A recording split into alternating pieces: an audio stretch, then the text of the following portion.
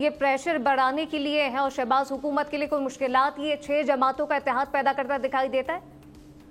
میرا نہیں خیال کوئی مشکل تو حالات سامنے ہوتے نظر نہیں آتے. میرے پہلے دونوں سینئرز نے بڑے خوبصورتی سے اس چیز کا جواب دیا ہے کہ پہلے بھی اگر ہم ماضی کی طرف بھی دیکھیں تو جب بھی احتجاج ہوئے ہیں، جلسے ہوئے ہیں، جلوس ہوئے ہیں، ان کا کوئی ایسا خاطر خواہ نتیجہ ہمارے سامنے نہیں آیا.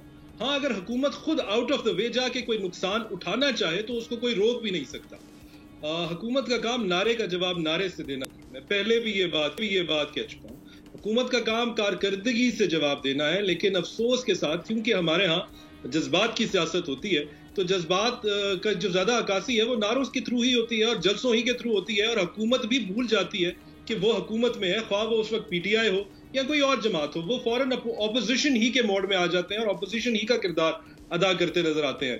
دیکھیں تو کہیں گورنر راج کی بات کرتے ہیں. ایسے نعروں سے، ایسی باتوں سے آپ ان کی موومنٹس کو مزید تقویت دے رہے ہیں. اس کو ٹالریٹ کرنا چاہیے. حکومتی نمائندوں کو چاہیے کہ وہ پالیسیز پہ بات کریں، پالیسیز کے اوپر اپوزیشن کو انوالو کریں. ہمارے ہاں شیڈو گورنمنٹ کا کوئی کانسیپٹ نہیں ہے، باقی ممالک میں ہے. میں تو یہاں تک چاہتا ہوں کہ ہمارے ہاں اس شیڈو گورنمنٹ کے کانسیپٹ کو لیگل کور دے دینا چاہیے. اس کو ایک قانونی شکل دینی چاہیے تاکہ جو most important part of parliament جس کو کہا جاتا ہے وہ اپوزیشن ہے، اس کو انوالو کیا جا سکے پالیسی میکنگ میں. وہ صرف سڑکوں پر جلسے جلوس نہ کرے، وہ صرف نعرے بازی نہ کرے، وہ آلٹرنیٹ پالیسیز پروپوز کرے.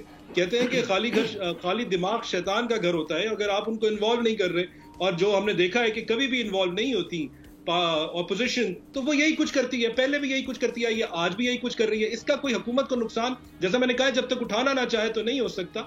دوسری بات میں یہ ضرور کرنا چاہتا ہوں کہ ہر پارٹی کا بنیادی حق ہے کہ وہ اپنے سیاسی وجود کی اور سیاسی شخصیت کی نہ صرف حفاظت کرے بلکہ اس کی تشہیر بھی کرے. اب جیسے میں نے کہا ہے کہ ہمارے ملک میں سیاست جو ہے جذبات پہ ہوتی ہے، تو جلسے جلوسوں کے تھرو ہی ہم اپنی تشہیر کر رہے ہوتے ہیں، اسی بات کو لے کر آگے چل رہے ہوتے ہیں.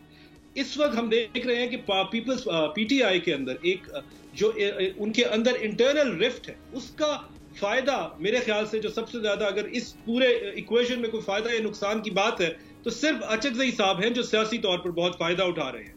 آپ ان کی پرانی سیاست کو دیکھیے، ان کے اوپر بہت سارے سوالات اٹھائے جاتے رہے ہیں. کئی تو پی ٹی آئی کی طرف سے اٹھائے گئے جب انہوں نے 2016 میں یہ کہا کہ کے پی کے بلانگس ٹو افغانس. اس کے اوپر اس وقت کے سی ایم نے ان کو خاطر خواہ اس کے اوپر جواب طلبی کی. انہوں نے کہا کہ 1947 میں جب کے پی حکومت اور پٹھان اور سرحد صوبہ اس چیز کا الحاق کا اعلان کر چکا ہے تو آپ آج اس بارے میں بات کرنے والے کون ہیں؟ پھر اسی طریقے سے 31ویں آئینی ترمیم کے معاملے میں جب کے پی میں ضم کیا جا رہا تھا پاٹا کو، اس پہ جب وہ مخالفت کرتے ہیں تب بہت لوگ آواز اٹھاتے ہیں کہ آپ ایک طرف یونٹی کی بات کرتے ہیں، بلوچ پختونوں کی، کے پی کے پختونوں کی، اور پاٹا کے پختونوں کی، اور افغان پختونوں کی، تو دوسری طرف جب آپ یہ یونٹی ہو رہی ہے تو آپ اس کے اگینسٹ کیوں جا رہے ہیں؟ پھر ایسے ہی سوالات اٹھائے جاتے ہیں جب وہ اردو کے اوپر سوال اٹھاتے ہیں کہ آیا وہ کوئی زبان ہے بھی یا نہیں.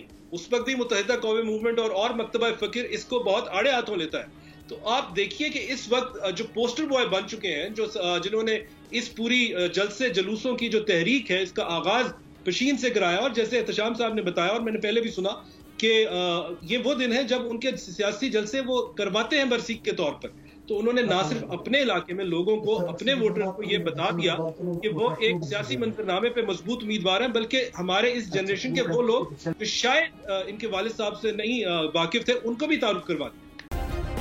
سبسکرائب کریں اور بیل دبائیں تاکہ کوئی خبر رہ نہ جائے.